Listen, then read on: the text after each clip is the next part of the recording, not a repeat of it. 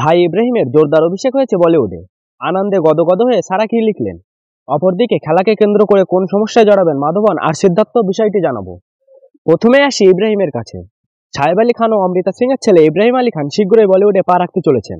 কারণ জোহরের ধর্মা প্রোডাকশনের ব্যানারে নির্মিত নাদানিয়া ছবির মাধ্যমে ইব্রাহিমের অভিনয় যাত্রা শুরু হচ্ছে। এই ছবিতে তার বিপরীতে থাকতেন শ্রীদেবী কন্যা খুশি কাপুর। সম্প্রতি মুক্তি পেয়েছে ছবির প্রথম গান ইশক মে। ভাইয়ের প্রথম সিনেমা ও গান নিয়ে উচ্ছ্বসিত সারা আলী খান। ইনস্টাগ্রামে ইশক মে গানটি শেয়ার করে তিনি লেখেন, আমার ভাইয়ের প্রথম গান, এবার তোর জাদুর অপেক্ষায়। আমি সবসময় বলেছি আমাদের পরিবারের সেরাটা এখনো আসেনি।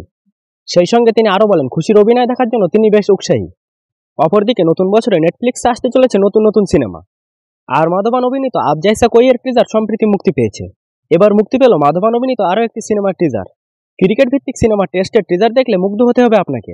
ক্রিকেট ভিত্তিক সিনেমা টেস্ট মাধবান ছাড়া অভিনয় করছেন নয়নতারা, সিদ্ধার্থ এবং অন্যরা। 2025 সালের মাঝামাঝি সময়ে সিনেমাটি মুক্তি পাবে বলে জানা গেছে।